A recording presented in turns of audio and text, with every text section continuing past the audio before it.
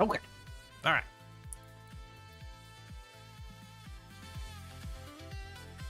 A little overwhelmed here. I am not prepared for today's stream.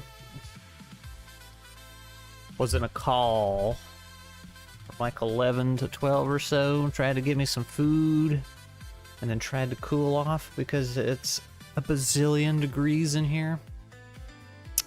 I don't, y'all tell me if you can hear it. I have a fan right over here, like just full blast, because I am dying. So there's a lot of noise in my ear I'm hearing, but I don't know if y'all can hear it. So it's just a lot going on, man. I can barely even hear myself. Cannot hear the fan. Okay, good. It's just so dang muggy in here and hot. Like, it's so bad outside. The turtle doesn't even want to come out. Like, you know, normally the turtle will sit on a rock or a log or a ramp or whatever and just sun, you know, he'll have all his limbs hanging out. And now he hadn't done that pretty much this whole summer. And that's why he's got algae growing all over his shell, because it's just too hot outside. It's miserable. The squirrels will come by the window and they'll get in a little shady spot and they'll just lay out flat and munch on their peanuts. It's just everybody's dying out there, man. And this room will not cool down. Meanwhile, the room Glee's in, she's back there in a blanket just freezing to death. The portable AC unit hooked up to the window. Yeah, I either gotta do something like that or hire the AC guys to run another vent and some more duct work, because this room's always been bad. Like, it's not cooling down, but it has just been so bad this year. Like, I mean, this is where we're at right now. 54% humidity and a little over 80 degrees, and you can see the high there of 95. So this is like the highs and lows of the week, which I think is wrong, because there ain't no way it's gone down to 55. But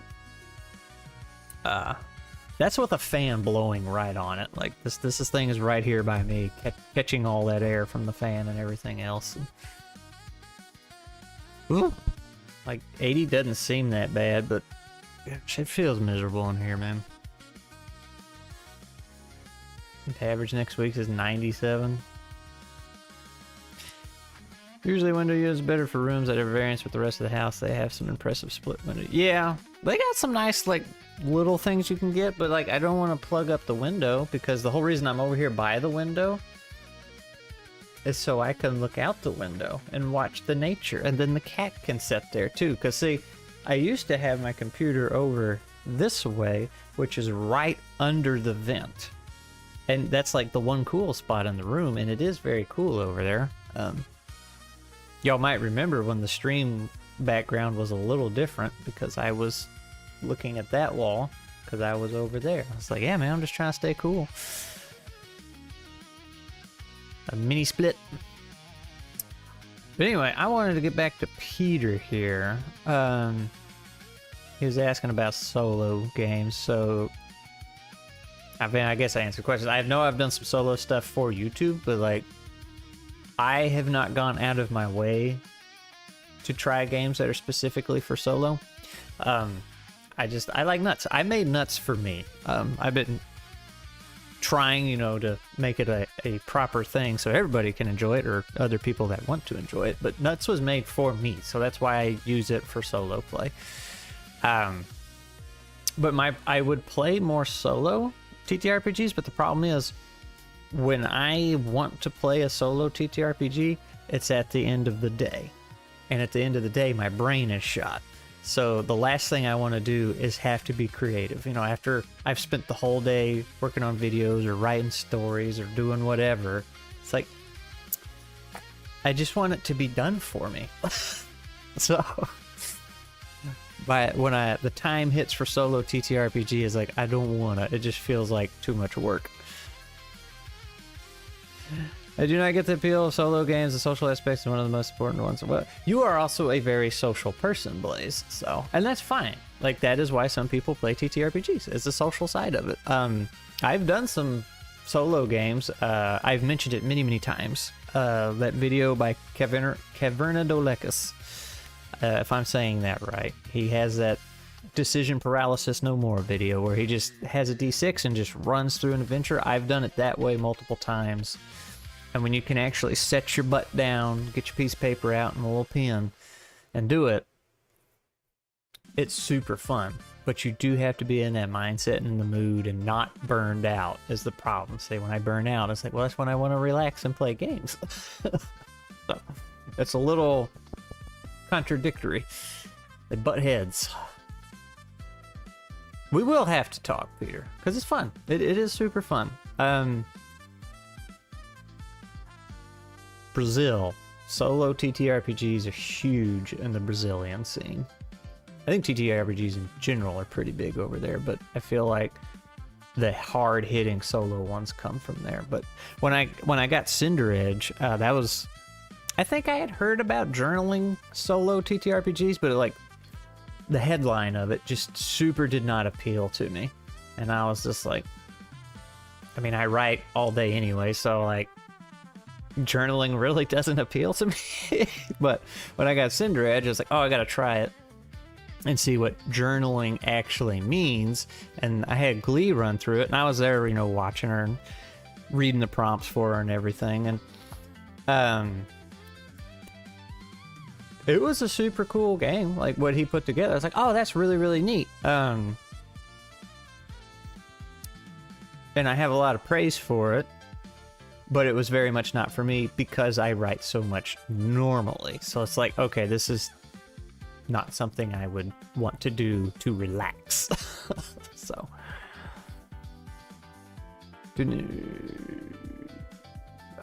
Approach Mine is a creative writing tool, as in it's a small game that's meant to be an exercise for writing horror. My preferred TTRPG experience is heavily group play. Yeah, so that's kind of how Cinder Edge was. Like, it was... If you're kind of like, oh, I'm not very good at writing, right? You know, I want to try stuff. Like, it is a great way. Like, you can't just play the game, but it is a great writing exercise and like just a way to explore things.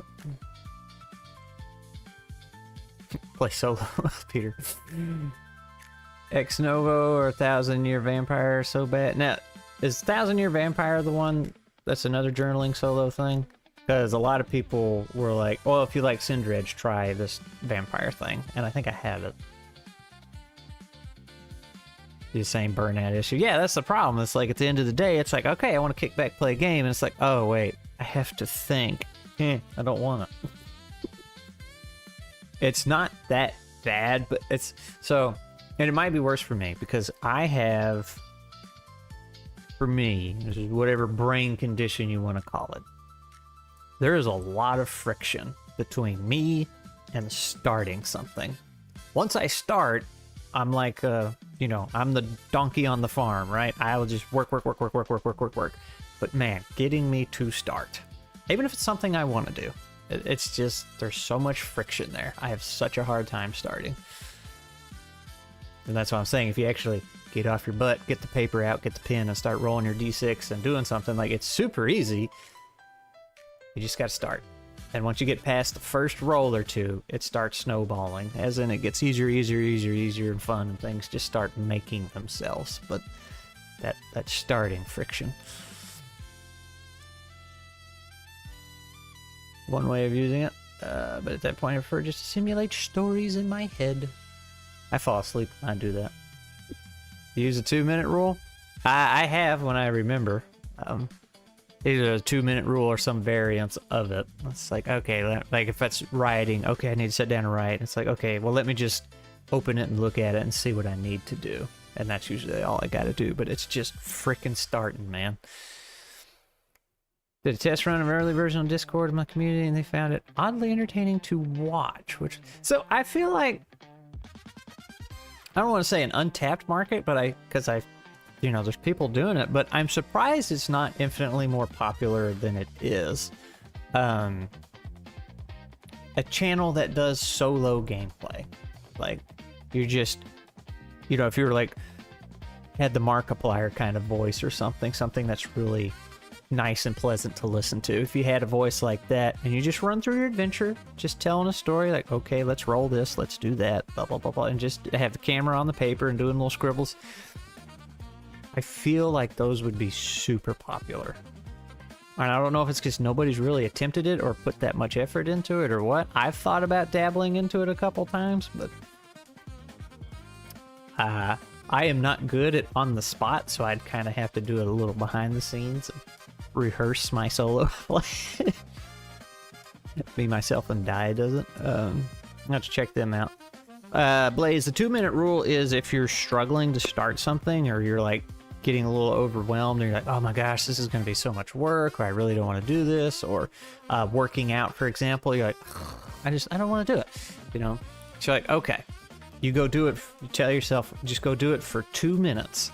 And if at the end of those 2 minutes, you're still not wanting to do it, and you're still really struggling to make yourself do it, don't do it. 99.99% of the time, once you start, you'll just keep going. You're like, whether, you know, sometimes you're like, okay, that's not so bad, I'll just keep doing this, or, well, I'm already here, let me just keep doing it. So there's a name for that friction of starting. I forget what it's called,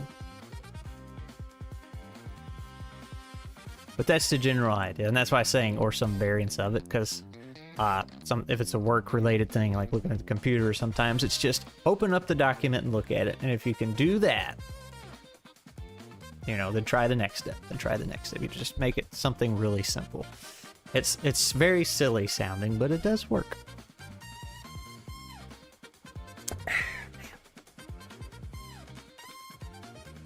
Oh, you know what? I didn't shoot this over to Twitch. My bad. I just left Twitch hanging. Alright, well now we're on Twitch. So they can scan us for the AI thing. Apparently that's the thing they're doing now. So my bad, Twitch. Y'all just missed that whole initial rambling. VV. That's right. We made our own little VV, dude. Yeah, not yesterday, day before. Yeah, so in your case, Blaze, like if you're thinking, oh my gosh, I have 10,000 monsters and creatures or whatever it could do, just be like, because they're just like little single paragraph descriptions, aren't they? So you could just say, I'm just going to do one. I'm just going to try one. And then while you know, you have your documents up and you do one, you might be like, well, I'll do one or two more. You do that, and you're like, I can do a couple more, and just so. And if you do one and you're just like, gosh, that took it out of me, then walk away.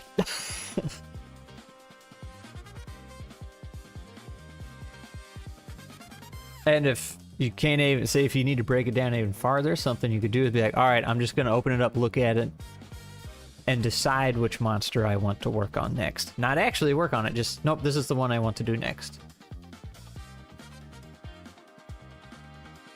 10 out of 100? Yeah. Oh, 107. Okay. Well, that's a lot better than 197. But yeah, things like that. That way you can just kind of chip away at it bit by bit.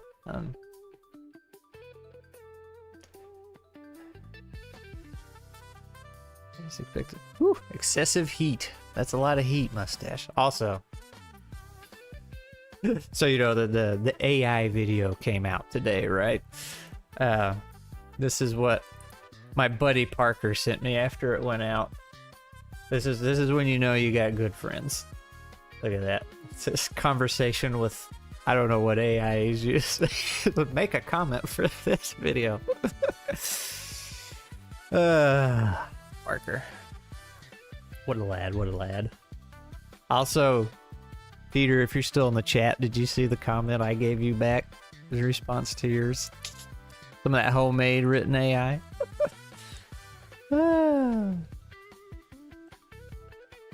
What a joker. Alright, so we're gonna...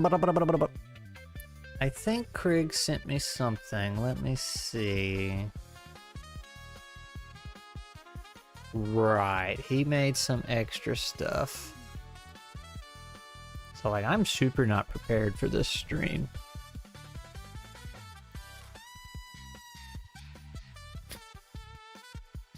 The Monster Distribution Center. Oh, man. Alright, so I gotta get that open. Like I said, I was just gonna check it out. I just kind of meant to look at it, but I guess we're playing it. Is this... I think that's the newest one. I also should have put it in the description. Let's see. Need to actually get ready for the stream. Where's promote yourself? Here's his game. Solo Monster Trainer. With his own homemade doodles. Alright, so let's take this link. And then... let me put it in the description. Can I do that from here? Edit. You can check it out here. Okay. And I have the most recent one. Okay.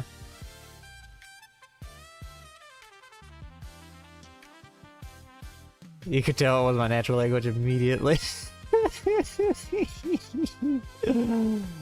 Hear your voice and the way you write, including the passion. Yeah, that's what Wes said too. Especially the legal page. I don't know, I'm prepared, man. I was actually doing things this morning. I was sitting in a chat full of YouTubers. And somebody was like, use AI thumbnails, they're great. And somebody was like, nah, don't do that. Just hire a thumbnail artist. I was like, I'm sure the guy with 100 subs has the budget for that. Not saying you should go make an AI thumbnail, but I don't think that solution was quite as bright as you thought it was.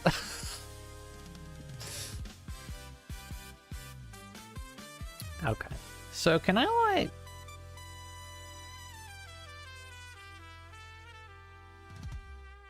I'm gonna try something. We're gonna try something. Let's do... export these to... Temp.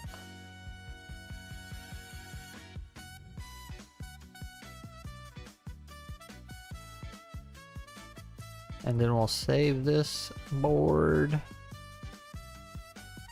so we can do big things to it. And we're gonna zoom out, and we're gonna grab. Alright, so there we go.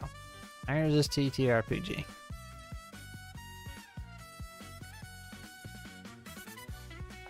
Alright.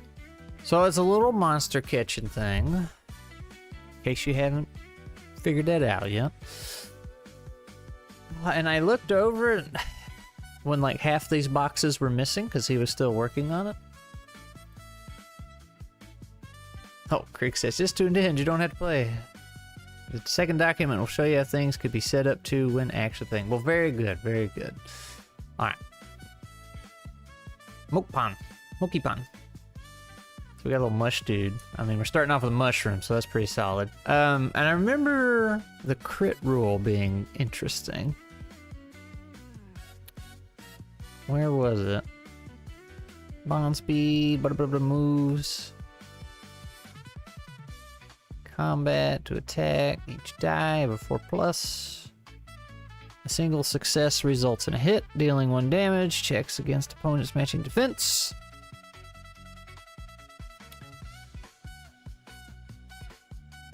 Count up all the 6s. If the number of 6s meets or beats the move's crit value, apply. Yes, when you crit, you get an effect. That's right. Looks like a fun guy. That's right, and you can evolve and stuff. But it looked like it had some really interesting features. Trainer battles, catching new monsters. Populating the world. Man. Look at all these moves. Alright. Well, let's look at this other document we got. There's 3 whole pages. Oh my, oh, there's 4 pages. Oh my gosh.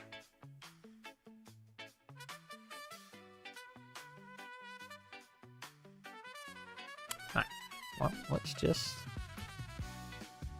the government initiative. Every person's a monster. Ensures everyone receives a monster at age 18. And the resources to catch more. You'd hang out with Mush Dude? Heck yeah. Look at that guy. Mush Dude.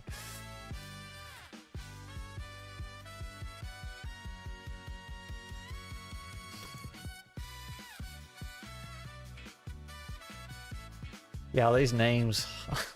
Drip Dew, Fwoon, Greenblade, Wisp! Hey, Wisp! You're in here. You're a monster. Look at this. Looky there, you're a monster. You have stats and everything. Root Snick, Pecker, Wormlick, Jolt.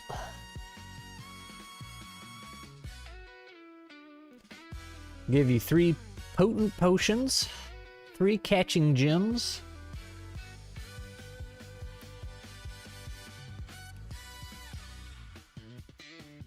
Catch lots of monsters. Okay, I get those.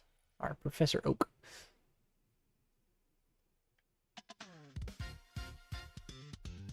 You will need to make 4 random encounters. Okay. Crig, am I allowed to show this document? I didn't know if it was part of it. If you'd rather it be off screen. Your how-to thing. Saving your preferred spelling. That's right. You gotta have the H. That whisp. Let's see. I'll go ahead and get this ready. The answer is yes. Yup, he says. It's fine. Okay, alright. Well, let's load her up then. Put it over here.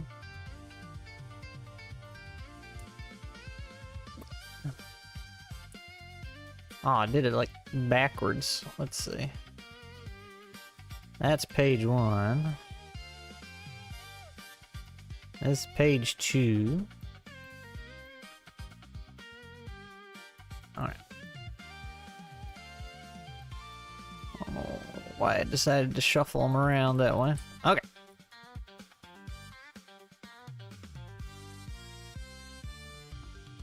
So 4 monsters to choose from. Who do we want? A Drip Dew, a Flume, a Greenblade, or a Wisp? I mean, I feel like we should take Wisp in honor of Whispering Wisp. You're an air/mind.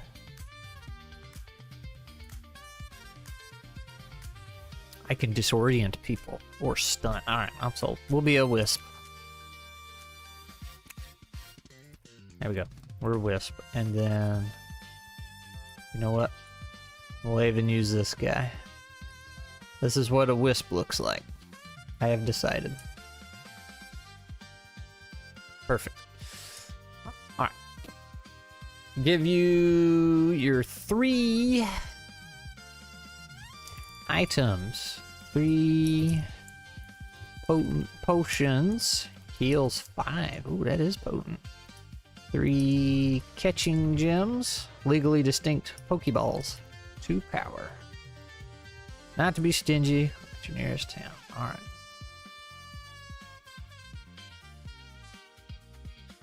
If you don't catch at least one more monster, your life is going to get really rough really fast. Don't say I didn't warn you. There we go. Give him some angry eyebrows. To begin your journey, you will need to make 4 random encounter rolls. These are monsters you come across on your way to town. Oh my gosh, Crig, you're fired. You're missing a word there. After you have rolled and resolved for the 4th time, turn the page and enter town. Okay. Does that mean we have to do the encounters first? Okay. And then we'll make it to town? You forgot about Mush, dude. That's a crime against humanity. I need my my dice roller. Give me a second here. So y'all can see my dice.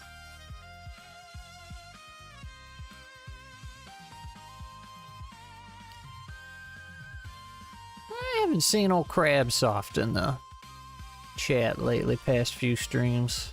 I thought it was because he was moving, but I think he's moved by now.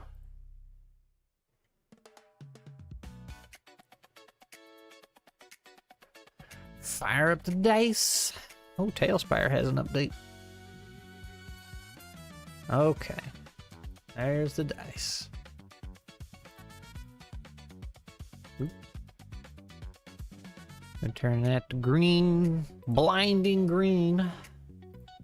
So y'all don't see it. But I sure do. Alright. Alright. Rolled and resolved. Okay, to begin your journey, you need to make 4 random encounter rolls. So encounter 1. Starting off strong, or really poorly. Jolt.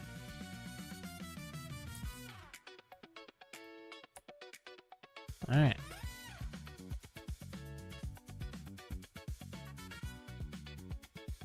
We're gonna fight, I guess. What's a jolt look like? Let's see.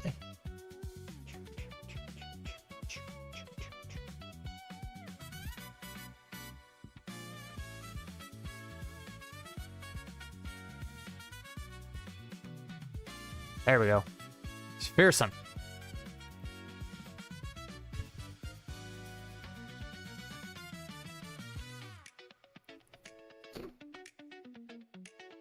I tried without that, man. It was hard, but 1 or 2 monsters, it's fine. Name them all so they should be pretty obviously what they are since they're artifacts. But, like, you are the artiste, Crig. I know you can draw these dudes up. I told people that was the best part of the Mouse Ritter play-by post was all your doodles. Alright. Of course, people say that about Nuts with the stick figures, and I don't believe them, so... I guess I understand. So how do play? Bond represents bond to its trainer. Or, for wild monsters, its home. Roll with each attack. So... Right, and it's all d6s, right? Speed, the monster with the highest speed goes first. In case of a tie, roll d6. Alright, so... In our case... My speed is 3, his speed is 4. Oh no, he's going first. Health. Fill in 1 circle for each damage taken. I guess that's right there. Alright. Physical attack, mystical attack. Each move will use one of these types of attack. Okay. Physical and mystical defense indicates how many successes must be made before additional damage is done. Okay. How many successes must be made? Moves. The part of the moves are as follows. Skill, attack type, crit value, element, effect. Oh my gosh, so complicated. Upon upgrading a move, only the skill level increases. Well, that's for later. Roll skill value for each attack. So if we were to use punch, that's a 2, right? Let me just... So punch would be 2, you throw out 2, right? And then...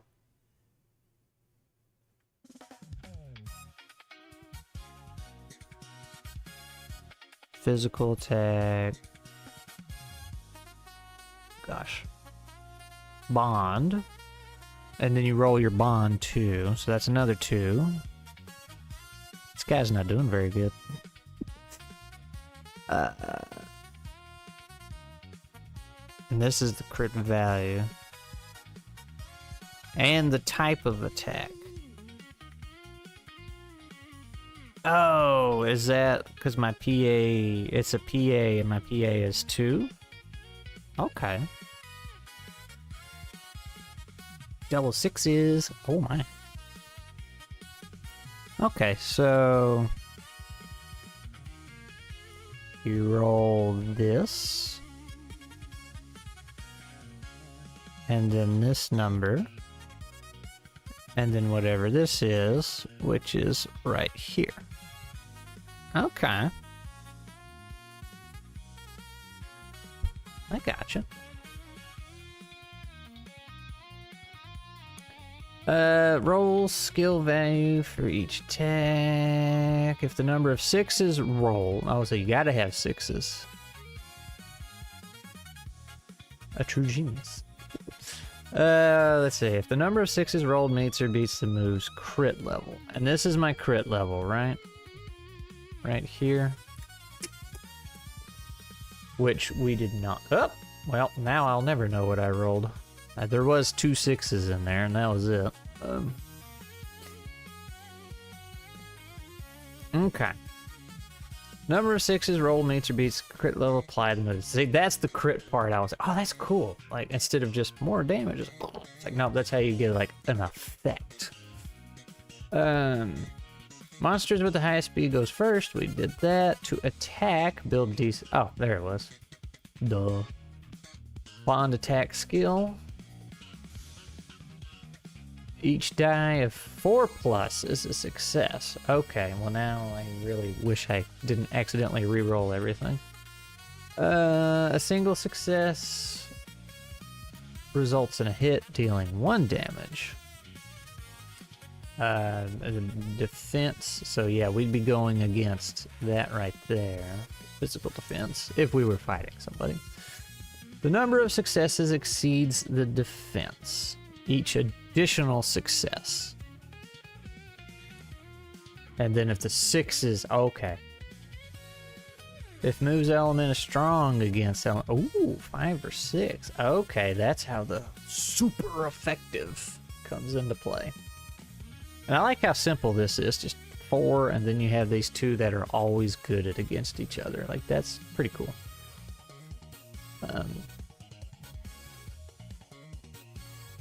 Okay, so let's say, let's roll the dice. Where did they go? So I got 4 dice that are over the value of 4.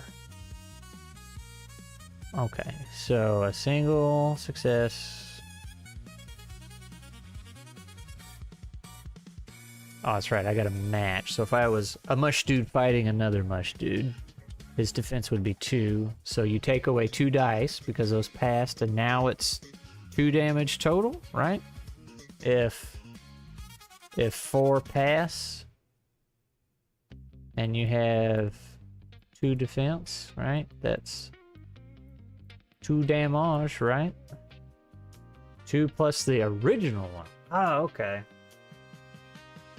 Oh, I see, because you burn those two to count as a 6. Okay, all right. So that would be 3. Interesting. All right, so we put some good hurt on that guy, but no crit. See, that's neat, because like you can stack up the damage and get a hard hit, but not that critical effect. That's cool. And then 5 to 6 if it's super effective. That's super dope. I like that. All right, so I can handle that. I gotta go back over here. So I will roll that. Oh, I have a physical one. All right, I'm air and mind. Oh, I can use... I don't have anything in mind. Okay. Where's my wheel? I'm good against water. Wait, what is he? He is also air. Oh, okay. Okay. So, man, I'm a little weakling. And that's your crit value. That's what... Okay, yeah. It's coming together, man. It's coming together. I'm a little weak sauce, so that'd be... Well, he's gonna go first, though. They're right. So he's gonna do 2... What? 2 and... Oh, he's magic. Oh my gosh, he's gonna roll... 3, 4, 5... 6... Ah. He's gonna static me. So air is like weather, atmospheric stuff, hence electric. Okay, that makes sense. That's what I did with the corrupted whisper stone and muscle stone. So he's gonna roll 6d6.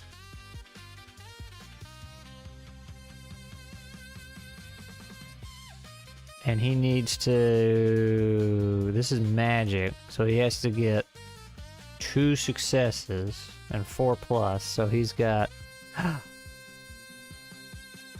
He didn't even hit me. Wisp is just... He's too wispy. Too wispy. Okay. So now it's my turn, and I'm gonna do 1, 2, 3, 4.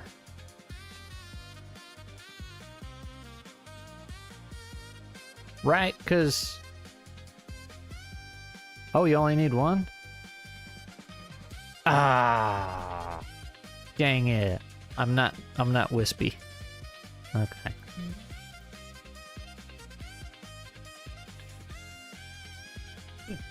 Well, you gotta knock me down, Crig.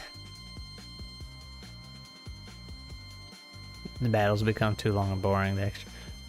I can see that. I can see that. All right. That makes sense. That way, you're always... Something's moving forward.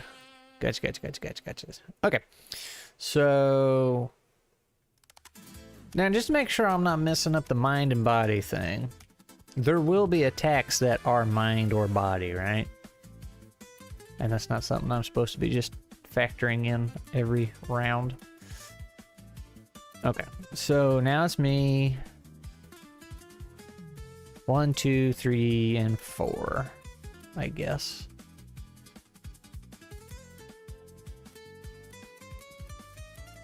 Alright, so that was not my dice. 1, 2, 3, 4.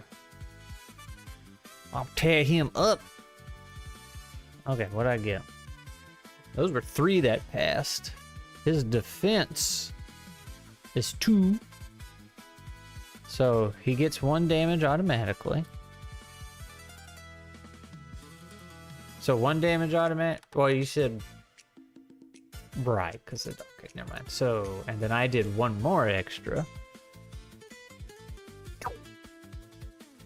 Not enough for a crit. But see, if I was super effective against him, it would have been a crit. And that's super cool.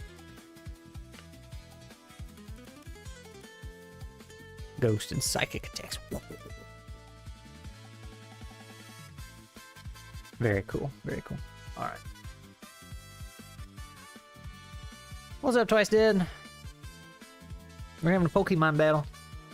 All right, so now it's his turn. So I guess he'll just do the same thing. He'll static again.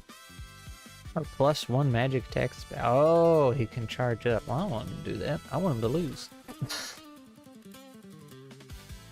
And he had 6, right?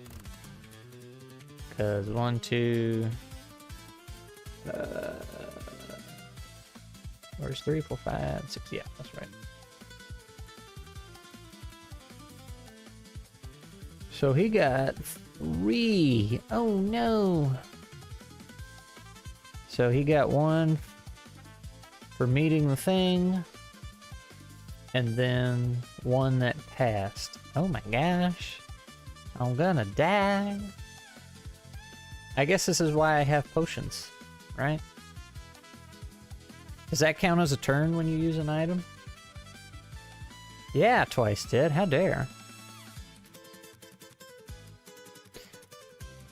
I'm gonna roll again, I guess. Because his... well, no, his... Oh, I should have been... His magic defense is weak. That's what I should have been doing. Or mystical. I'm sorry. So if I use... static on the static guy, it will be 1, 2, 3, 4, 5. 1, 2, 3, 4, 5. Heck yeah. So that's 3 that pass. So we get 1. And he is... only has a magic defense of 1. So that means he does 2 more damage, right? So he's dead. Can I capture a corpse? Scrat it, no context. Quote number 37. When you encounter a wild monster, you may throw a catching device during your turn in lieu of your monster attacking. To determine the success of the throw, roll the number of dice equal to the device value shown below. Okay. Add 1 die if the wild monster has a current status, if the number of successes is equal to or greater than the wild monster's current health. The monster... okay, so that encourages you... I like that.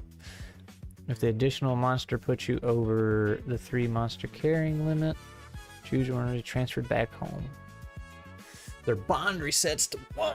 Oh! It can't just be automatic catches. Yeah, I didn't figure. Okay, so I accidentally wrecked him instead of catching him. But,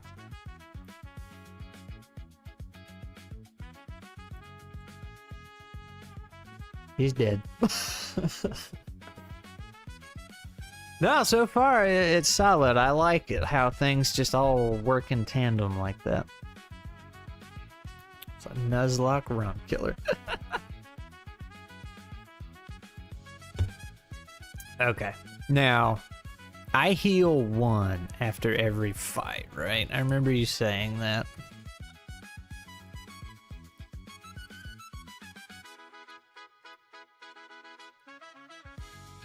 After each victory over a monster, choose one of the stats used during the battle. Bond will always be used, and color a dot starting at the top right. The next time you gain experience for this stat, color the dot just to the left of the previous one.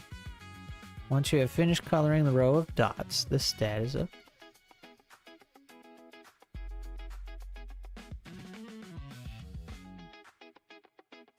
I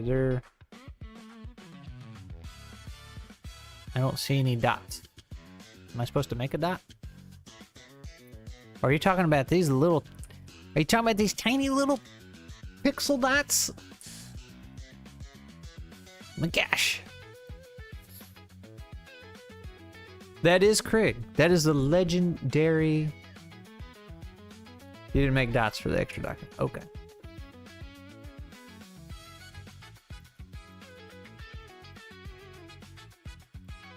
So that is what those are. Those teeny tiny little dots. Oh my gosh. Do I model views? Favorite had nice, beautiful circles. I have no idea how to write it out on small. You had to get Glee to help you with that one. You just old. Look, look. I've been having a time with the eye doctor and new glasses. They told me, hey, you're old and decaying. You need bifocals. And I said, you're wrong. They tried to get me on those progressive lenses, like instead of actual bifocals, you know, it's just the farther down the lens you go, the more it magnifies. I couldn't do it. I'm like, I'm sorry, guys. Everything is blurry. And like, no matter where I move my head or position what I'm looking at, my old glasses are still more clear. So they sent them back, had the lenses remade. They like recalibrated them a little bit, tried them again, and I'm like my eyes just can't do it. Just give me regular glasses. So now they're gonna try, I forgot what they're called, but it's just less aggressive. Like it only changes at the very bottom. So I'm like, can you just give me 2 pairs of glasses, one for the computer and one for everything else? And they're like, well, we could. It'd be more expensive. And I'm like, well, as long as y'all keep paying for these trials. So we'll see. I'm still waiting to get that next pair.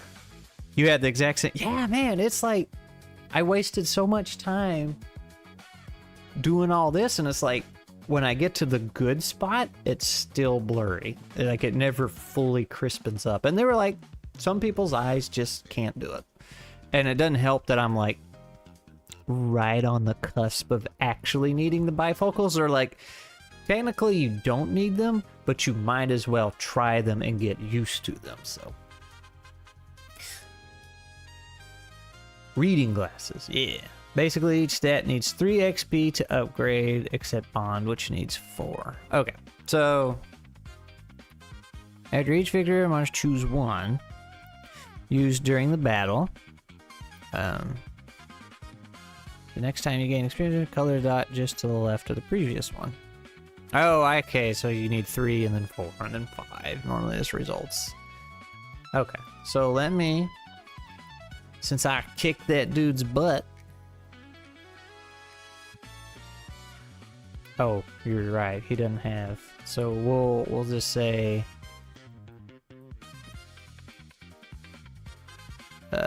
we'll put a mark there. Alright. Now we gotta go back to healing.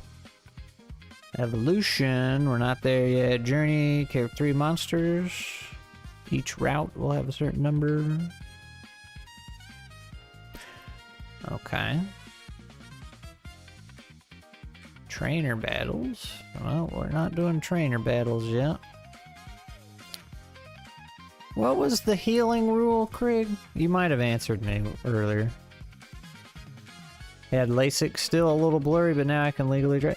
Yeah, I've heard about that surgery. Isn't it like got some kind of risk? Also, I didn't realize there was dice still on the screen. Also wore contacts, and they tried progressive for them. It was, how do you fit progressives in a contact? Like, I couldn't even do contacts. My eyes were like, nope, you are not shoving your finger in here. So just heal 1 and after a battle. Okay, that's what I thought you had said earlier. Okay, all right. So man, we gotta catch some munmans.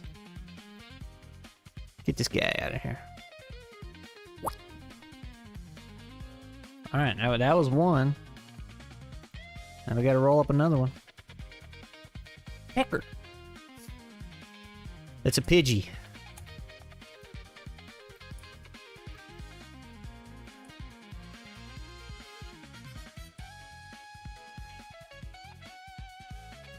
I don't know how to draw a bird. You know what? Don't tell Nintendo. I'm about to do a no-no.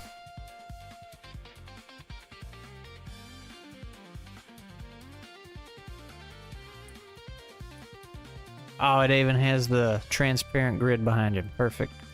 Alright. Air and body. So he's got air and earth. Okay. A sentient beak. That would be pretty good. You are deforming your eye with lasers, burning small term parts of the eye. Of course it has. Oh, is that what you actually do? So I worked, the first job I had that was in the manufacturing and design realm. They worked on eyes and ears. They're for the ears, it's those 3 teeny tiny little bones, the malleus, incus, and stapes. That's what we worked on, and we made all kinds of stuff for them. And then for the eyes, kind of their bread and butter, what they made was just these little tear duct plug things that went in there. But we did some other stuff, and one thing we made that I actually got to design a mold fixture for. It's just like this little wire that you could collapse, and I had to design the mold fixture for cooking it, and then also the handle for inserting. It's so gross, man. So like they cut open your eye and just slide this little ring of wire in there, and it like just obviously doesn't rip your eye open, but like it's collapsed, and when it goes in your eye and the tool that goes, it opens up like this and like spreads your eye out so they can just get in there and start digging stuff out. And they're like, hey Ben, you should watch the video on how this works. Could have gone my whole life without seeing that, but I'm like, all right, well, you know, I guess I need to know how it works. All right, speed 3-3. We're tied. What do we do? We roll a d6. 4 to 6. Player goes first. All right. Who goes first? I'm going first. Also has a limit. My left eye was borderline with 3.5 or something like that. It opens and your vision just dies for like 6 days while the cut is healing. Not fun. Yeah. My dad had some eye surgery. It wasn't that, but I remember when I was a little kid, he had to have it was all bandaged up for a long time. And he like wasn't supposed to look up because apparently it's just fall back in his head or something. Oh. Alright. So his magic, his physical defense is weak. That's what we need. Alright, so we need to get physical. So we'll take a 2 and a 1 and a 1. So we'll roll 4. Pop, pop, pop. Man, that's terrible. But that's 1. That's 1 damage. Alright, we're gonna try and catch this one.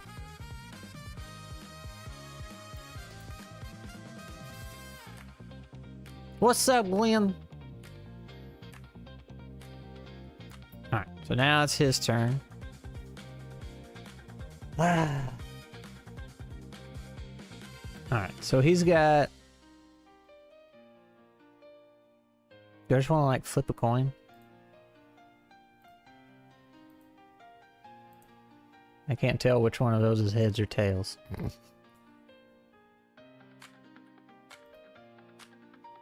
Victim, -1 P. Oh no! Let's just do Peg. He's the sentient peak, remember? Alright. So he's gonna do 2... My goodness, Crig, why are you so mean to me? And 1. 1, 2, 3, 4, 5. Oh my gosh! 1, 2, 4. This might be it, guys. So 1 right off the bat. Oh my gosh, I died. I'm dead. I'm dead. I died. Ah. I didn't make it to the next town. I should have caught the lightning, dude. If you catch another monster, does he heal to full? Or does he just start where you caught him at? 1 to 3 is... Yeah, that's what I thought about doing. Crig.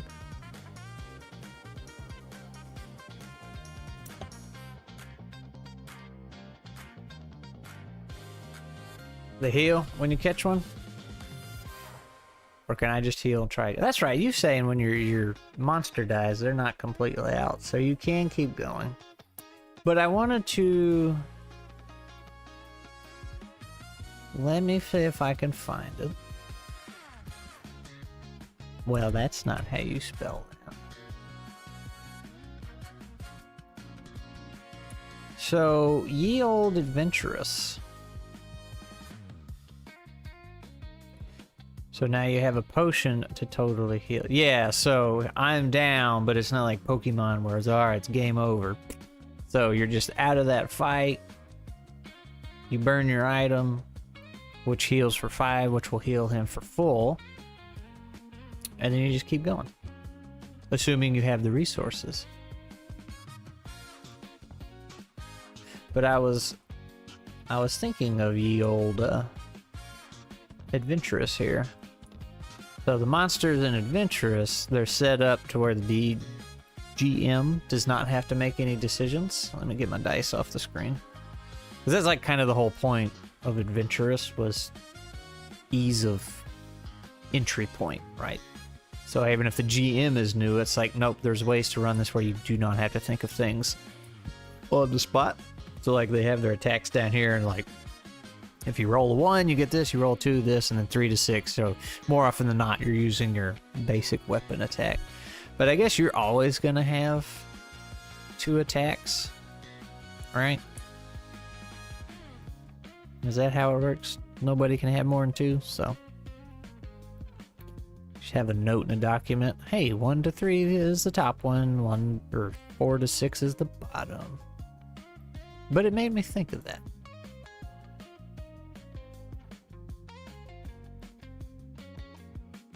He wasn't listening. Dang it, Crig. What an awful friend. Okay, so Pidgey got away. Well, we'll try one more. Pidgey got away. He goes over here. Haven't gotten around to it. Yeah, this is like super early. Early stuff. 1. A root snick. Okay.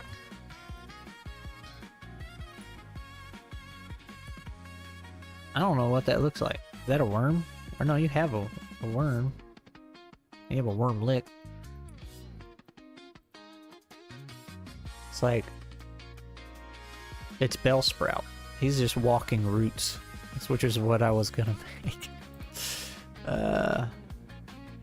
Yeah.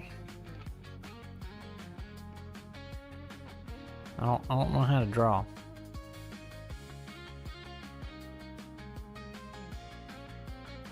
He's like a tiny little trunk.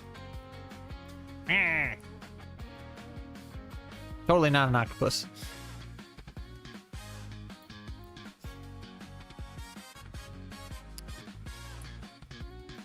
Okay. Speed 2. Oh, I get to go first by default. Okay. Oh, wait. I think he's... oh, no. He's good against me. He's gonna crit easier. Oh my gosh. Wisp, why are you so weak? A little more closer. Are you healed, sir? Yeah, I'm getting there. And then I need to... I have lost one. Okay. Okay. So... both of his, it doesn't matter. His defenses are the same, so... 1, 2, 3, 4... right? 1, 2... or no. Yeah, 4. Doot, doot, doot, doot. I thought I rolled 5. I guess not. Look at there, 3 successes. Alright. So that's 1. Ah. It's 1, and then 2 more, right? Or no. I'm sorry. His defense is 2. So I get 1 extra. Okay. Now before I... well, I guess he's got to go first. So he's gonna do...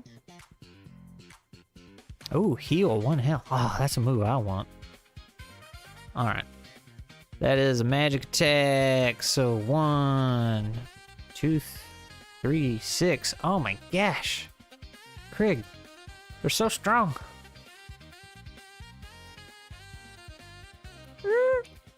So he got 3 successes. 2 of those are crits. Oh gosh. But he needs 3. It's close. Alright. So 1 off the bat. That was magic. Mine is 2, so he gets 1 more. Alright. Now, what I was gonna check was the catching device. To determine the success of the throw, roll the number of dice equal to the device value, which we have a 2. Add 1 if the wild... Well, we're not gonna be doing that. He's got no status. If the number of successes is equal to or greater than the wild monster's current health. Okay. Additional monster puts you over the... Okay, yep. So we just gotta be better than his health. So we can't actually physically do that yet. Dang it. Alright, well, let's roll another 4 here. Doot, doot, doot, doot. That's 2 successes. So we automatically do 1, and then that's not going to be enough for anything else. Uh-oh. And then... Yeah, start out with a stronger gem. Perm damage. Lose. I mean, hey, you know, you lose 1 max HP every time a creature faints until you get to the next city. Might be a optional mechanic.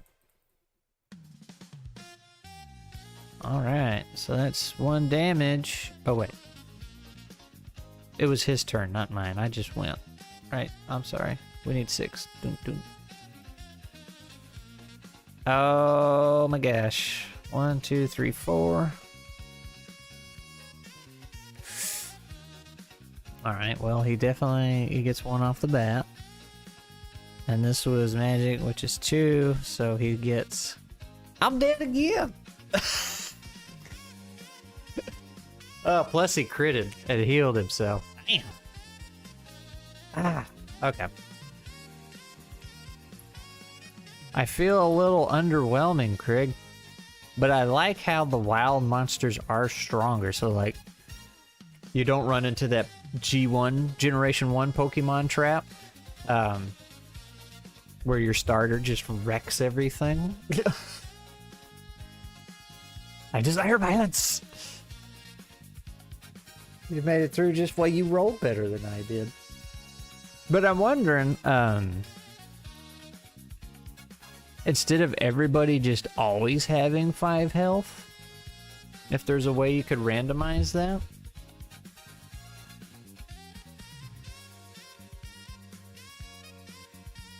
Like maybe when you encounter a wild one, you roll a d6 for their health.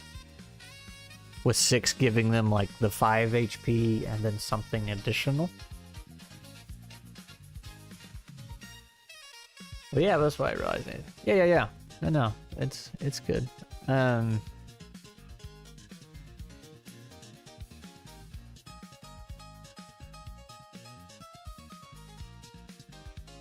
I think we can keep it at a d6 twice dead, like. But see, here's the problem, Crig. Let's say you rolled up a monster and he only had 2 health. Is that one you'd want to keep? Or is there a way, once you capture it, you could buff them up? Or maybe just, that's a perk? Because their bond resets to 1, right? So maybe that's a trade-off. The bond gets knocked down to 1, but their HP jumps up to 5 or whatever. That way, monsters that are with a trainer always have that additional health boost because they're well fed or something. I don't know. You can through leveling up? Okay. Well, I'm just wondering if they would fall behind. Especially if your starter starts with the whole 5 hit points.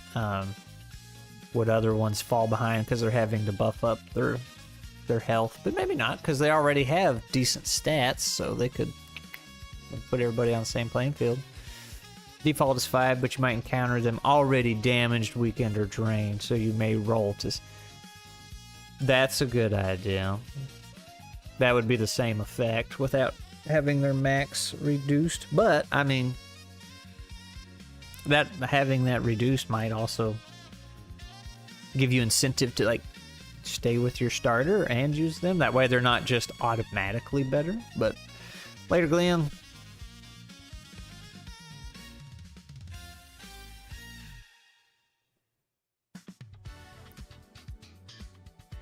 And I'm trying to think. I feel like I've run into this before with some very like rules-like games, either whether they're for solo or whatever, where everybody's got that same health pool, and it's like kind of, even though you got your different abilities, it can get to feel kind of samey. So just that little variance might help.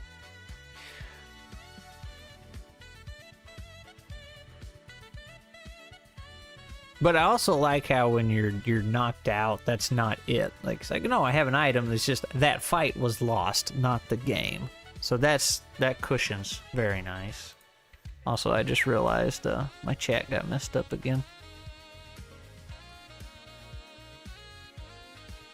Also, did I say hi, Cyros? I saw you sneak your way in here. Whoop, there go my dice again. So far, I just have 4 or 5 for the first level, but as soon as leveling up happens, it will be different. At least for the... Yeah.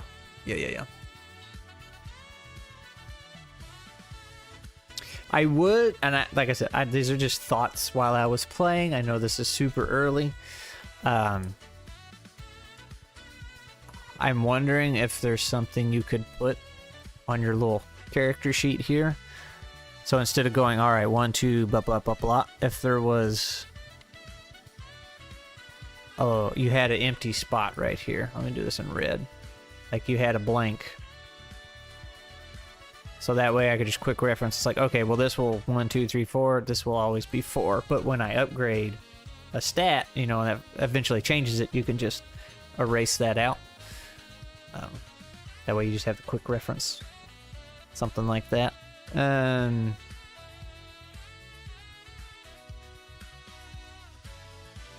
I'm like thinking of ways to visually do this a little more clearly, but I am not the graphic designer. I feel like somebody much more clever than I could take all this information and make it very visual, right? Where it's a quick glance, everything's there instead of bouncing around the numbers.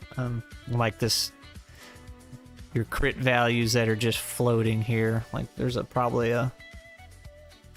Think I want bigger like cards. Yeah, see, I don't know how much space we're working with, but like it's a tiny amount of information. It's very easy and I like it. It's just a matter of getting it in such a way that you can just look at it and say, psh, like a Pokemon card, you know exactly what number to look for or whatever. So I bet somebody could have a lot of fun with that. These small ones are just for stat blocks, but for wild ones, having a number next to the attack would be really obvious because it wouldn't change. Yeah. Yeah, actually, theirs could look significantly different, couldn't they? Since they're stuck in place. Every in order, so the 3 number are stacked. Yep. But, I mean, does that mean you're going to make a block for a wild one and a block for a player one? Everybody'd have 2 blocks. But I guess that works. Nothing wrong with that. So let's make a list for old Crig since he's here getting tore up. All right.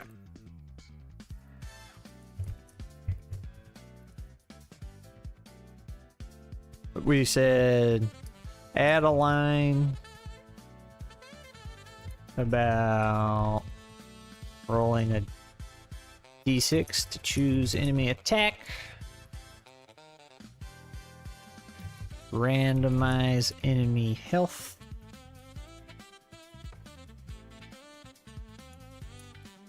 Roll 1d6, and that's their max HP, or roll 1d6, and that's their current HP.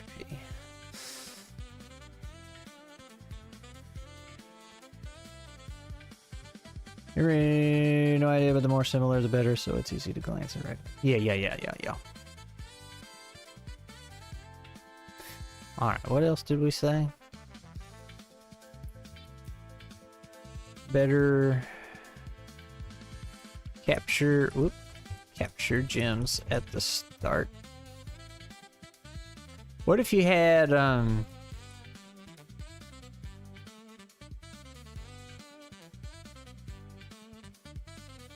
what if you had like a really weak capture thing, but it had unlimited uses? I don't know if that's something.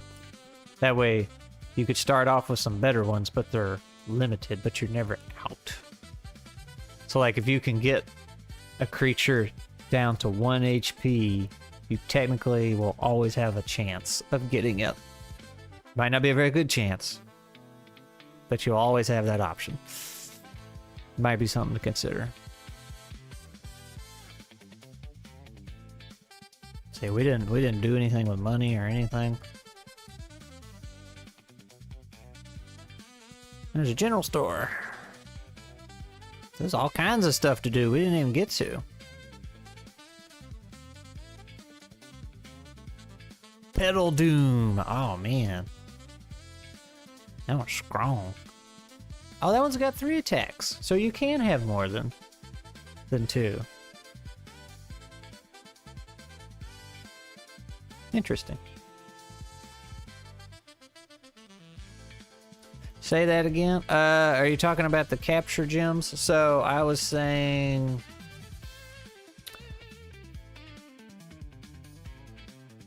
Oh, it's evolved? Okay. I'll have to go back and look at that. The capture gem thing I was saying...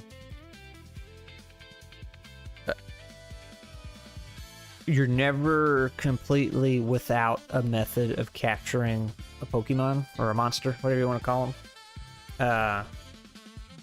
So you could say you have this tool for capturing them, but they have to be at 1 HP for you to even have a chance of it working. So like, you always have a chance, it's just a very low chance if they're at 1 HP. So you have to get them down to that last strike, and then you have a low chance of it working. Whereas all the gems you have, your capture gems, they have significantly better odds, but like, they cost money, right? So... that was just my thought. Not saying it needs to be done. That's just like something you might want to consider. That way you could start your adventure with some decent ones, but like they're very limited. But like once you burn through them, then if you didn't quite accrue enough money, you still have a backup plan. So consider a backup plan for capture gems are out. Monster, I'll just say Mon must be at 1 HP and still has a low chance.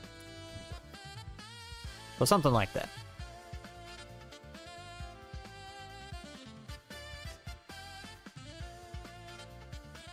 Just, you know, a little safety net. Yeah, okay, so are 3 attacks as much as they can get? Because that still works with the D6. If it's 2 attacks, it's 1 to 3, 4 to 6. And if it's 3 attacks, 1, 2, 3, 4, 5, 6. Could even be an item to buy or to... yeah, there you go. Also, I didn't say this, but I think the gems shouldn't disappear. Oh, unless... I like that. If you do that, then I wouldn't think you need the fail-safe one. Your safety net. Because I did always think that was really weird about Pokemon when you throw the ball and it doesn't capture anything. It's like, where's the ball go? So, I would be a big fan of that. Because yeah, if you can do that, then like running out shouldn't be a big deal.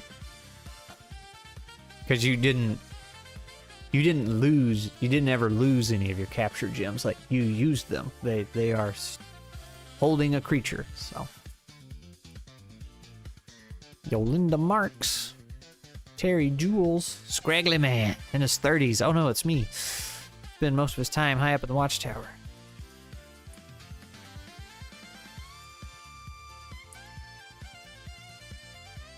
Yeah, man. This is pretty cool. Oh man, we got more. Another root Moss fruit. Now I will. Oh no, that one's got 6 health. I was gonna say I thought 5 was the. Woo! So you can go a bit past 6. Well, that D6 thing we talked about HP. Well, that'll still work because you could. I want to say that if you start running into higher ones, you could do D6 plus. Like they need to have at least this amount of health. Don't want money management to be that huge of a deal. Yeah. Sort of a dungeon. What?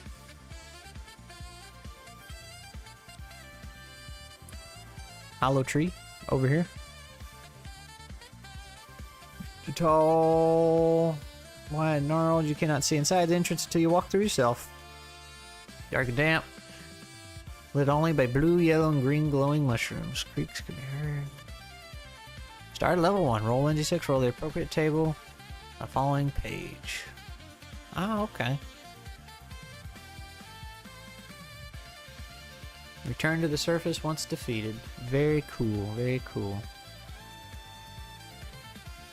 Okay.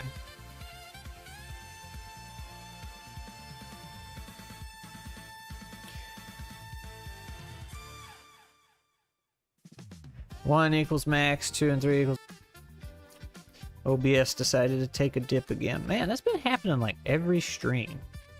It's just for a quarter of a second, but yeah, what Mustache got there, that would be...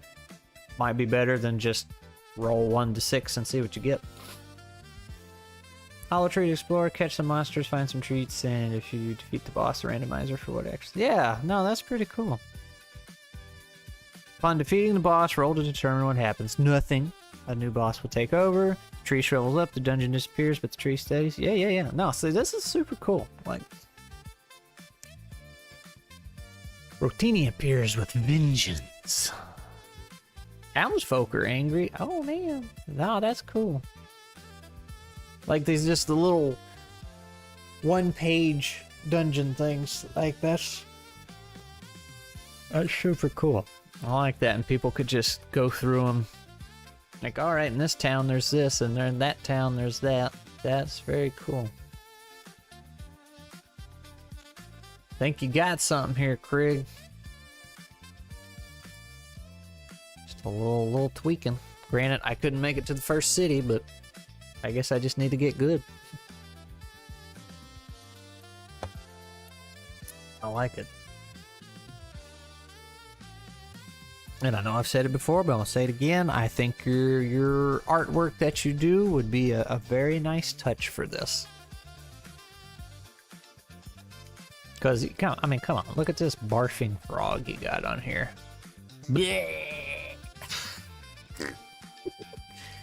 Calvin and Hobbes looking thing over there.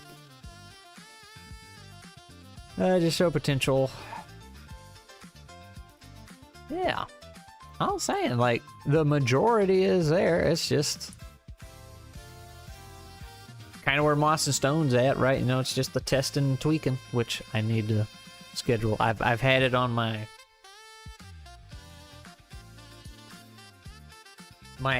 lists of things to do this week. Schedule Moss and Stone. It's like I need to do that today, and I started out on Monday, and it's like I didn't do it. All right, well, I'll do it Tuesday. I didn't do it Tuesday, and I didn't do it Wednesday. And here we are on Thursday. Oh, I'm so bad at it.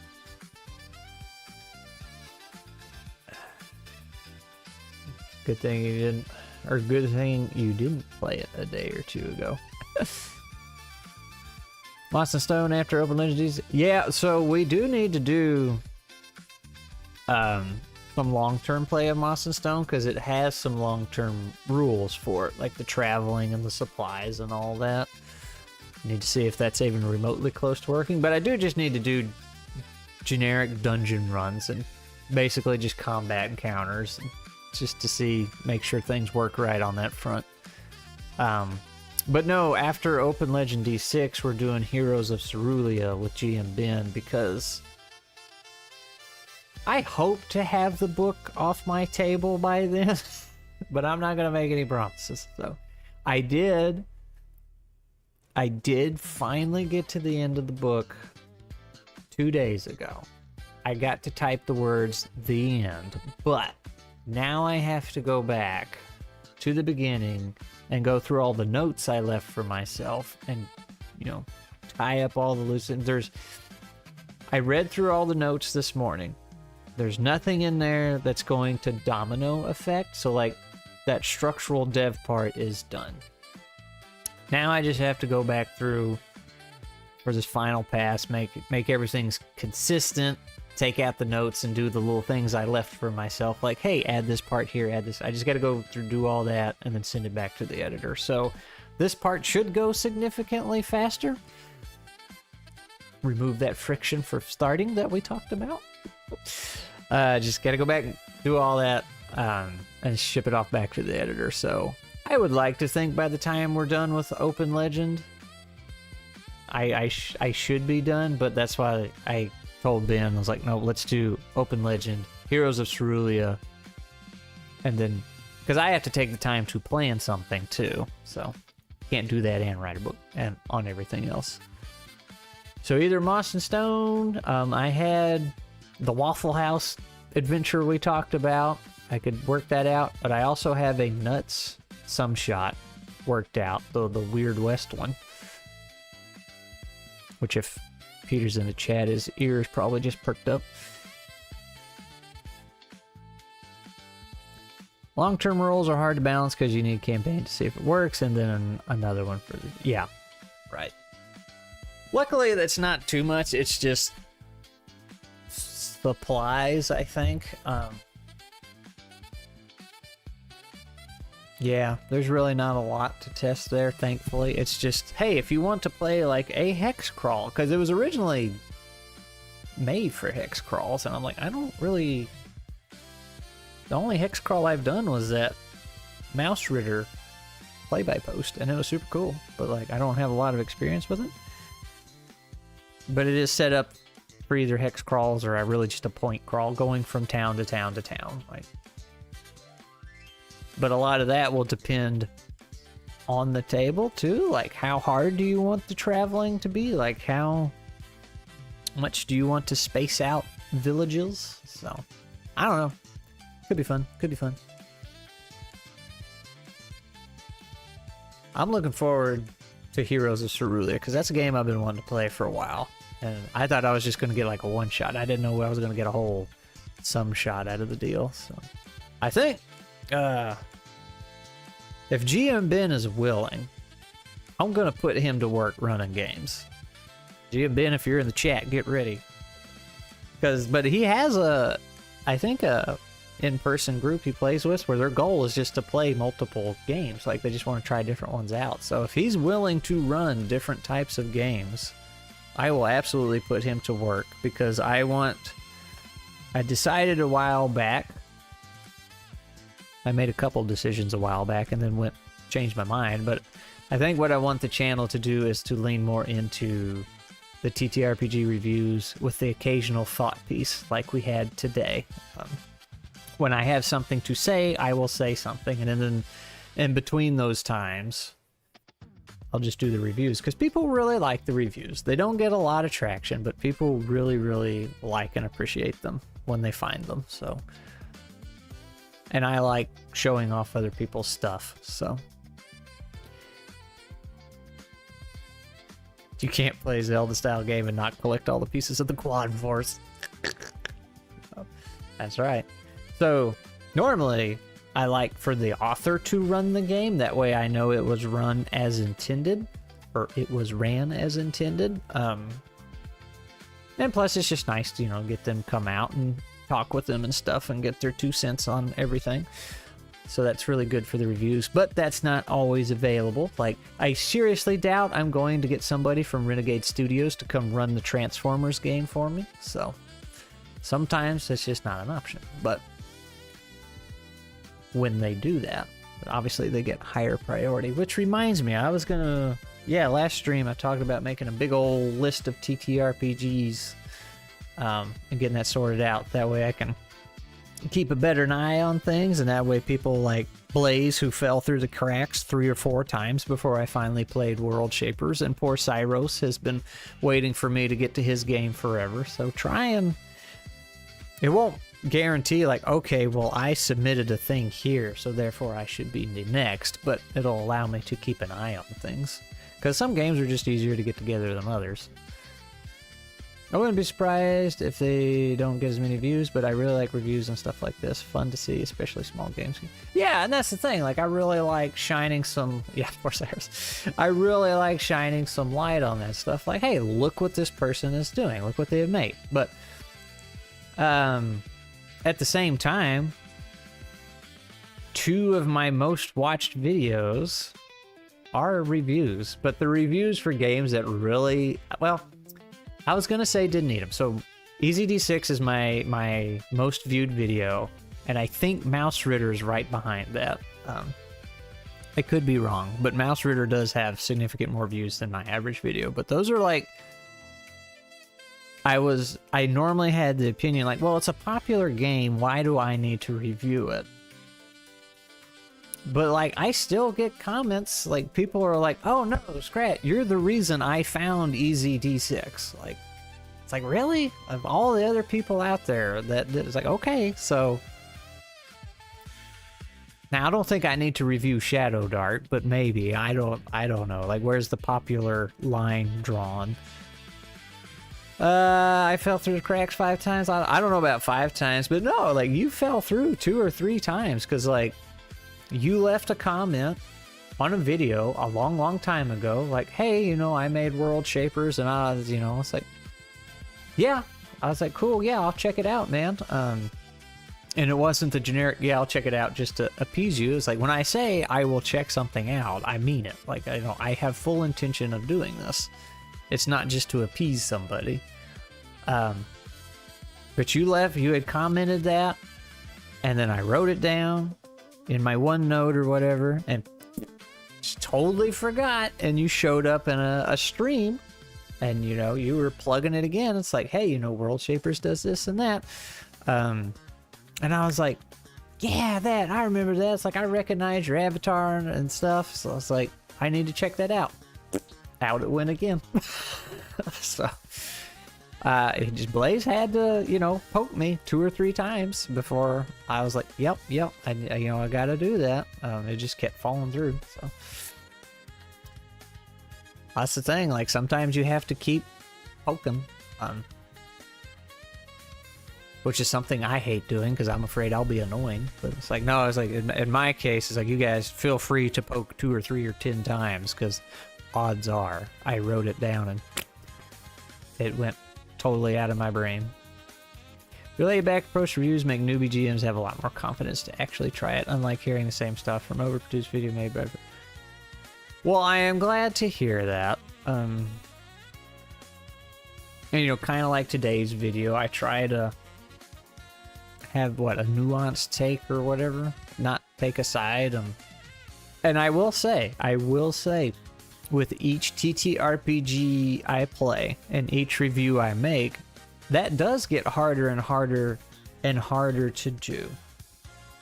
Because when I started doing TTRPG reviews, I had so little TTRPG experience. So it's like, hey, no, this is really legitimately coming from a newbie GM and player. Like, I have not been doing this very long. So I found this easy to absorb, and I avoided using common lingo in the sphere because I was unfamiliar with it, like advantage and disadvantage. Most likely people are going to know what that means, but not everybody. Like, I didn't know what that meant for the longest time. So it's somebody's like, oh yeah, this is just, you just roll with advantage. Like, what does that mean? So that's harder and harder to avoid the more I do it. So, because I get more familiar with things, right? So it's easy to just make the mistake of assuming somebody knows what you're talking about. Consistent worm gets eaten by the bird, or something like that. Because you are such a clear loser author, people are like, well, maybe if this guy is saying this, maybe he is for real. Yeah, that's what he's saying. I watched it. YouTube decided I'm not subscribed to anyone and didn't notice the notification. Yellow. I heard some people fussing. Apparently, the YouTube app got a UI update, and now it defaults to your subscriptions. That's your feed. It's just offering subscriptions, and people are fussing about that. They're like, well, if I want to see my subscriptions, I'll go to my subscriptions. It's like, can't make people happy. Yeah. I have feather touch compared to great mustache. Dang, I didn't think you were actually calling me a loser.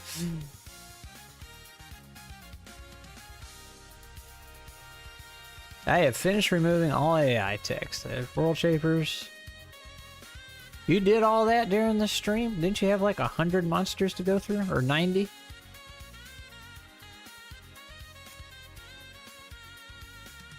You wasn't.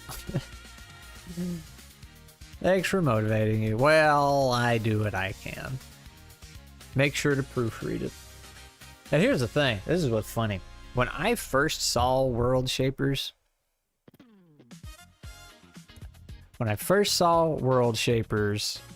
and actually got into it, played it, was reading over it, and got to know Blaze and learned, like, oh, he's from Germany. Okay, like, English is his second language. And I was reading and seeing some of the stuff, and I saw a stream of him using Grammarly to make sure he was translating right. I was like, I should help this guy. Like, I should offer to help. And then I started looking through World Shapers, and it was like, nah, there's too much. The intention was there, Blaze, but then I got lazy. Like, there's too much text for me to help him. But I ended up working on some stuff for him with adventures anyway, so. Only like 20% were actually AI text. Okay, alright. Well, I thought 90 of them were still like the ones you actually had to fix. I just misread. But anyway, that's... So I did this video, and the videos fell behind because I was working on the book. Like, that was taking up a lot of the time, and that's just the way it's going to go. But I did. So in my folder of video scripts, you know, it's episode whatever and then the title. I have like 4 files titled episode 101 because I wrote the script for, what was it? I started with scale mail, and I was really struggling for some reason because, I don't know why that I was struggling. That's weird because usually review scripts are a lot easier. So I was like, well, I should wait till I get my physical copy anyway, which is right over there. So like, let me go write one for Shift. And then I saw that thing I got the script done for Shift, and I saw that thing at the end of the book, and I was like, oh, okay, we talked about that on another stream. It's like, well, I don't guess I'll do this one now. And then I started writing one for Streamline Superheroes, and then I got to the end, and John was like, oh no, that's the old one. Wait till this 2.0 comes out. So I wrote like 3 or 4 scripts before I finally settled on one. So, yeah, I got Scale Mail I can write one for. Streamline Superheroes, I'll be doing a review for that Sunless Wood, or whatever it's called, that solo thing we did. So I got... It should be a lot easier to go through them. They're not going to be coming out rapidly, but it will just be fairly easy work. It'll be work with lots of direction, so I won't be wandering. I had to check 90 to see. Oh, okay. Okay. Second language and dyslexia don't mix well, so a little computer help is no sin. I don't use tools for spelling. Oh man, he's hardcore. Hey, I should stick to what it's good at. Yeah. I agree. So, all that to say, I guess, more reviews inbound. Let's see. Now, I was...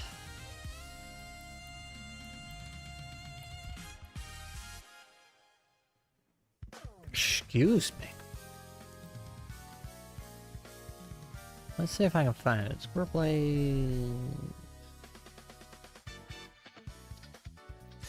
Well, I made a file and I don't know where I put it. Probably didn't even save it. Big list of TTRPGs.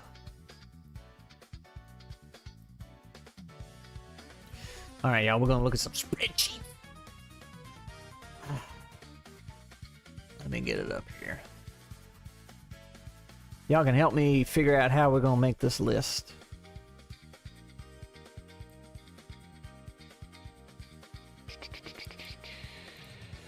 How about Excel?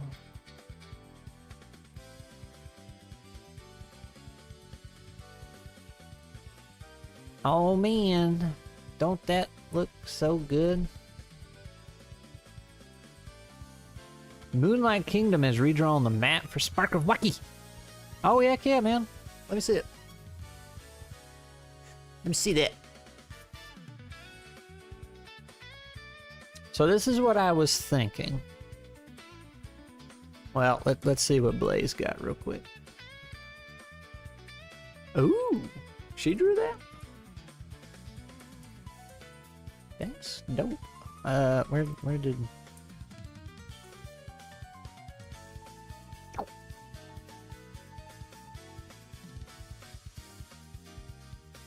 That's pretty cool.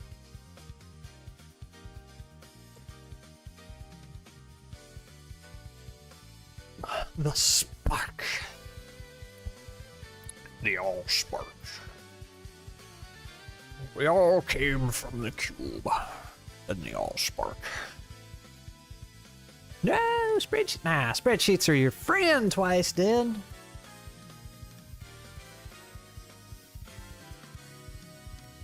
That's pretty neat. Do you have the old original picture? Wasn't it like something you doodled a long time ago? Now, if I remember, is this the one? It's not the last one I worked on, is it? This is for your little mini campaign that you're wanting to work on. Is this the one that's... Dang it. The multiverse thing where, man, I am fumbling. So the original one I worked on, we were basically in the story that... the story world a child had made. And that universe you had made, that's how it worked. It's like these characters go out to these unfinished stories and figure out how to resolve them and stuff. And this one's for the campaign. So is it in that same multiverse kind of world? I had the name right there, and then I lost it. The whatever headquarters, where everybody goes, finds these stories that are falling apart because they're being ignored and left alone. Dang it, what was it called?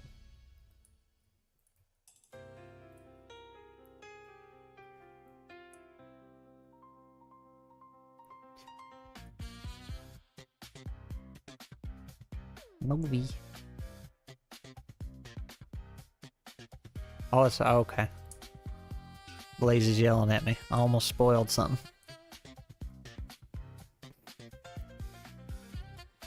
Alright. Well, never mind that. I won't go down that rabbit hole. Well, we'll just have to wait and see. Twice did. I almost spoiled it.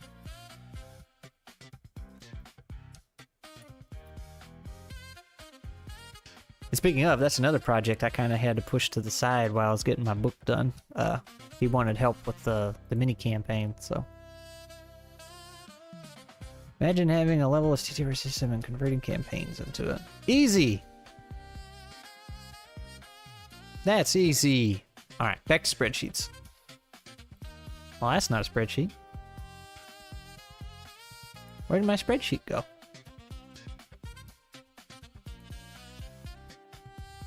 Oh no. There it is. It screams adventure. It do. Alright. So this is... I need a big master list, because who doesn't like lists? Guess you will survive. I mean, well, we'll get to it eventually. Besides, you made up everything. I just made the writing sound decent. Hopefully. So the master list, these are like games I have acquired that I want to play.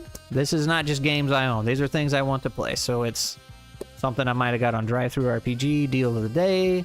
That will be very few of them. Most of these are going to be what people have recommended in comments. Like, hey, if you like this type of thing, try this. So there is a reason to try it, usually, other than just, well, that looks like fun. But this is also going to contain games like Cyros's game that, you know, they are community-made games, which is not the right word. And you will notice this little tab community. That's what...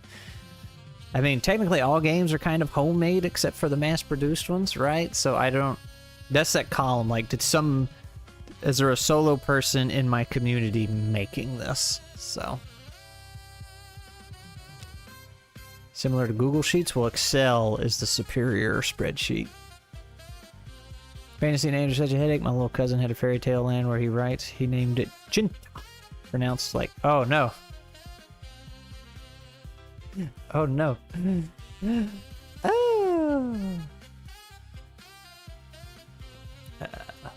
So I guess we'll just leave that at community. And I just put a couple examples in here, like Nuts, Easy D6, the genre, who made it, whether or not I played it, so we mark it as done. Priority, this is probably not going to get used. But that's the way to sort it. Like, hey, this one needs to be played soon. Whether or not I reviewed it. And then tags, like, oh, you know, just little quick things about it. Excel is a pretty potent tool. So technically, I should put Cyros's game. And it's like diceless. So I don't even know if I need a list. I just feel like it would keep things from falling through the cracks. You guys got any suggestions? Because I have like a few pages in OneNote of just different lists I've started. Like, I started that way back on my Easy D6 review. People were like, oh, if you like this, try this. And that's when I started a big one.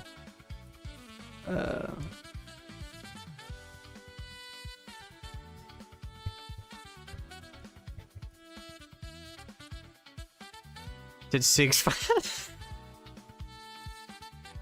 Dude, I know we joke about me using PowerPoint, but Excel is where I, pun intended, excel. Like, that is... I have done many a great thing in Excel. Because it's great.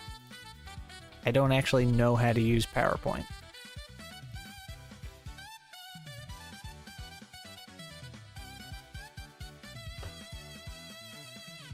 So anyway.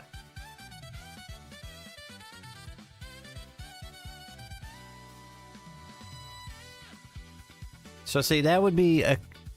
See, if I say community, that sounds like it was made by the community. And I don't want to say a community member, like, oh, they're only from a Squirrel. It's like, oh, you know, because there's a goblin guy. I forget his name. He's technically in Peter's server, but he reached out to me and was like, hey, please play my game. So...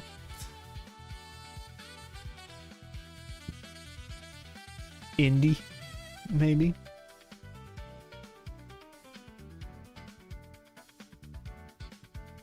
Heck yeah, I can't believe how well it even works for my play-by-post. Heck yeah, man.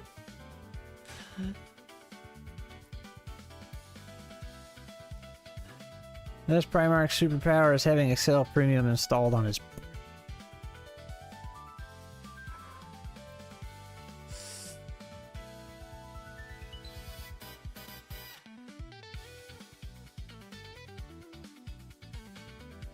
non-business.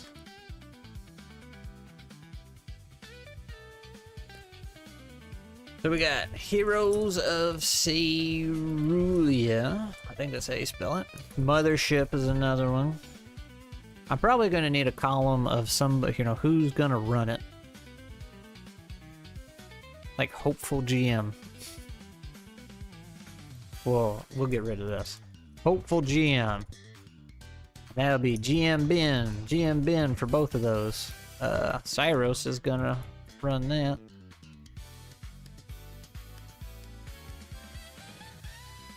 These are TTRPGs that I want to play, Blaze. That have come across my field of vision for one reason or another. Like Mothership, that's something I have constantly heard good things about as far as like this horror element. So it's like, okay, it might not be a game I play regularly, but it's one I want to see and experience. So when people reference it, I know what they're talking about. And then we'll probably get reviews out of most of these, but that is not the goal. Because like I might play something and it just, I feel like, man, that game was awful. I have nothing good to say about it, so I don't want to make a video just bashing the crap out of it.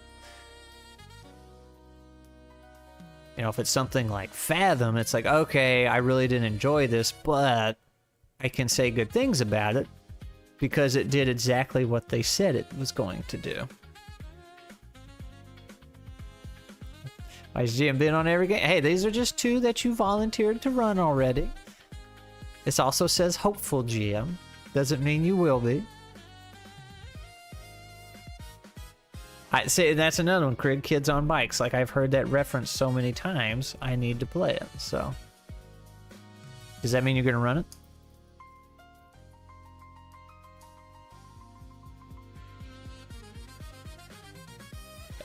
And I don't particularly have the desire, but like I feel like I need to play Thirsty Sword Lesbians too because it gets referenced so much.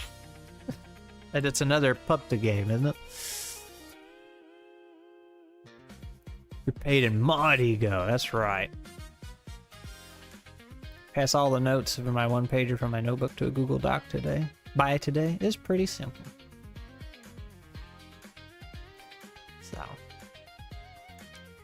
For Moss and Stone, heyo.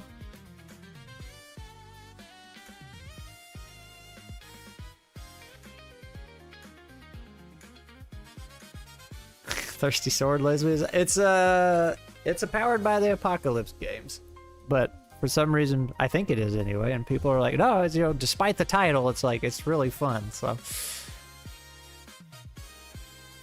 I don't know about that one, but maybe we'll have to check it out. So, uh-oh. No, that's fine. Kids on Brooms, Teens in Space. Isn't Kids in Capes one or something like that?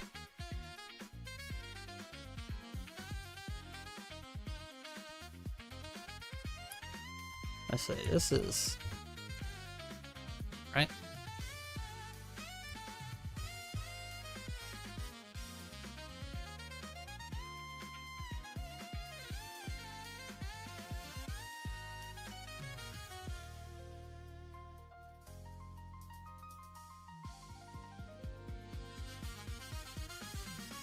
Getting grandpas and boats.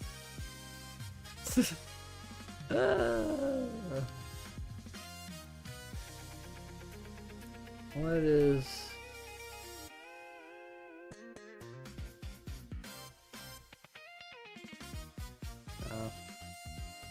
do we have a DMing problem in the server?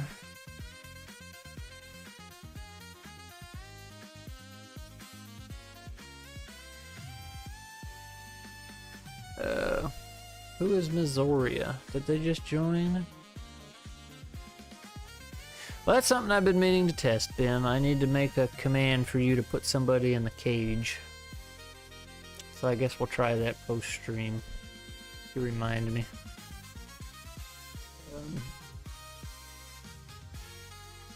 I guess I'll go ahead and put them in there so they'll stop annoying people. Where are the... Oh, I guess I can just look at the thing that you...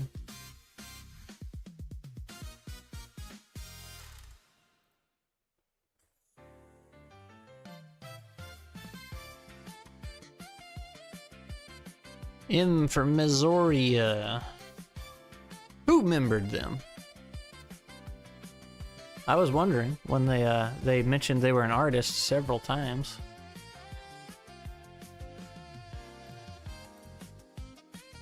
Alright, there they go. They're in the cage.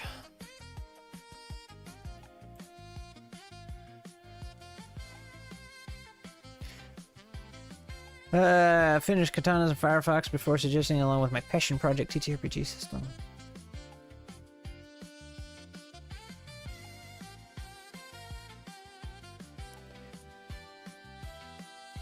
You were assaulted, Scrag. Oh no. Yesterday I ran a Shannon brawl, just a one shot with 0 stories so people can try out fun builds. I get to join with the GM PC. I made a crit build. I was the only one who never critted.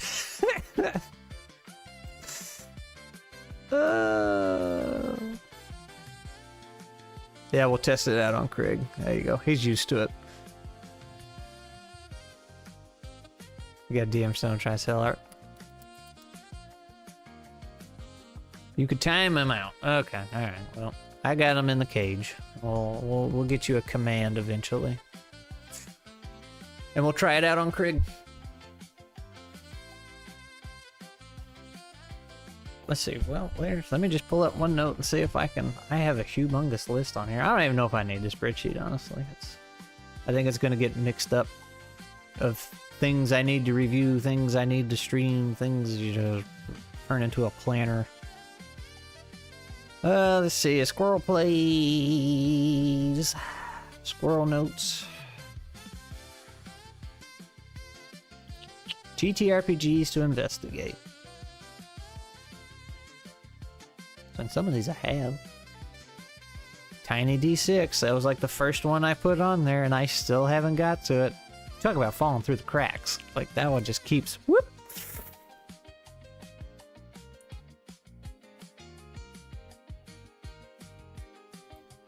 Messerspiel. I don't know what that one was. Apparently it's got a stress system.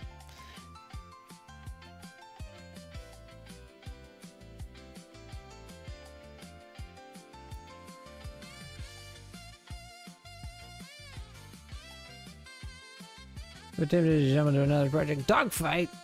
Pilots and lycanthropy, or however you pronounce that. I know what it is, but...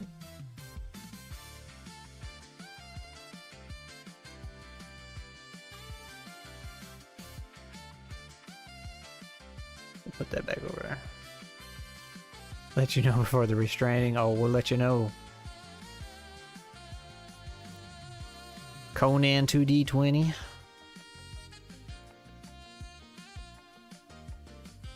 Yeah, there's a lot on here. Chasing Adventure, which is a pub to system apparently. This is how old this list is. Daggerheart's on there. I definitely don't want to try that one.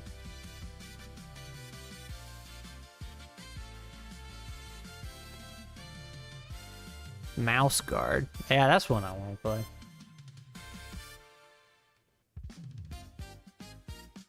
Werewolves having an actual dogfight. Peasantry. Well, I played that one a few times. I can knock that off the list. Blood and Bronze. Oh, hey, look at that. Blood and Bronze. Good example of player progression. Was commented by Whispering Wisp. So I got notes on y'all.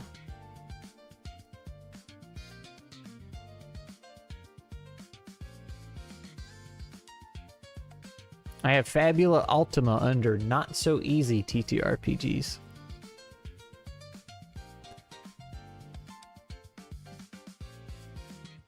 Still streaming? Yep. We died. We didn't make it to the next city. I think we died twice. Troika went. That is another one. I don't think it's on the list, but that is one.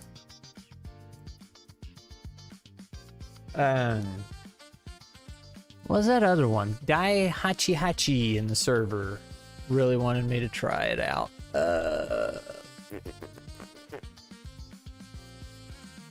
Where's my suggestion box? So y'all think I'm ignoring these, but I'm not. Grok. And it's got funny things at the end of it.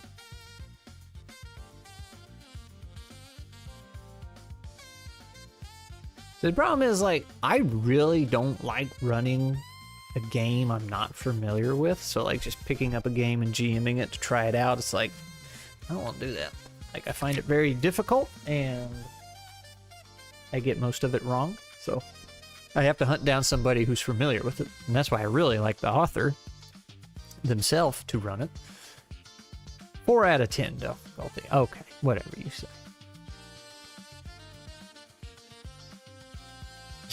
Sure, you lost screw this like rock forever, yep. Yeah.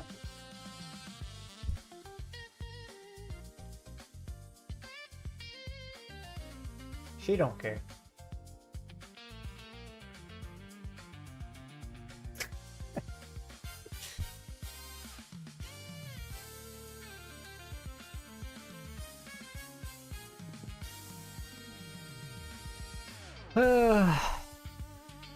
So y'all don't know this, but technically there is a third cat in this house. She's just scared of everything.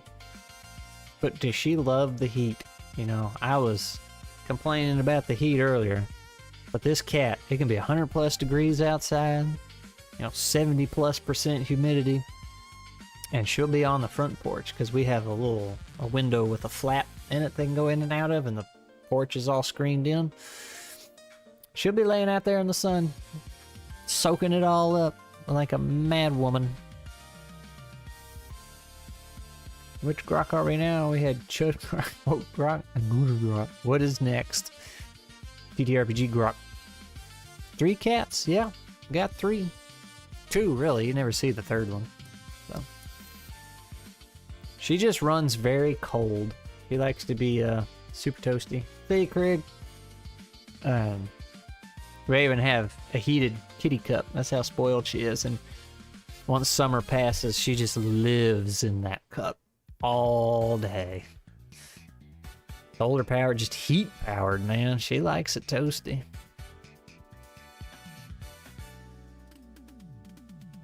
You know, right?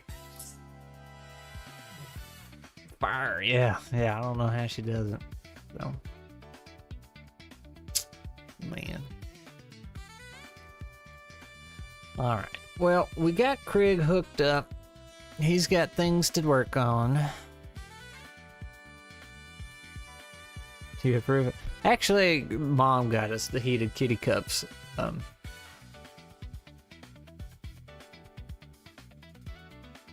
Toasty cat for dinner? Oh no. Well, you're not gonna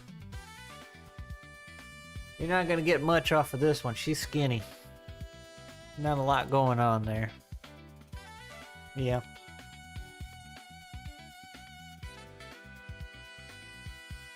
Very long, though.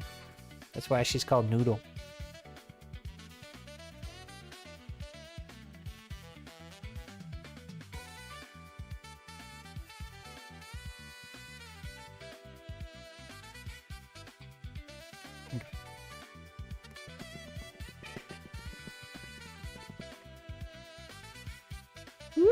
Go this way. Ugh. My hair getting on my sweaty hands. She's long. Her tail's long too. Like, look at this thing. I tried out with my leg and she would have scratched me so much. Yeah. Oh, she's pretty chill.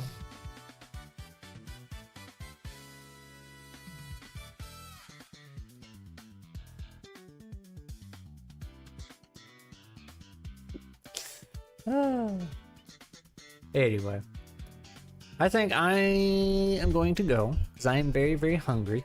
So, Saturday, I am between meetings for 2 minutes. The restaurant dirty clothes. Yep, she likes that too. Saturday, we will be here for Open Legend D6, 6 p.m. Central Standard Time. We're gonna officially start our adventure, and then probably regular hangouts the next week. Like I said, I'm wrapping up that book, so I think that's it. That's all I got for you. I don't know when the next video. The next video will probably be a review of either probably Scale Mail. So, 2-minute dance party. All right, I did everything I could. Yeah, I will see y'all Saturday, Lord willing. Thanks for coming by. Goodbye.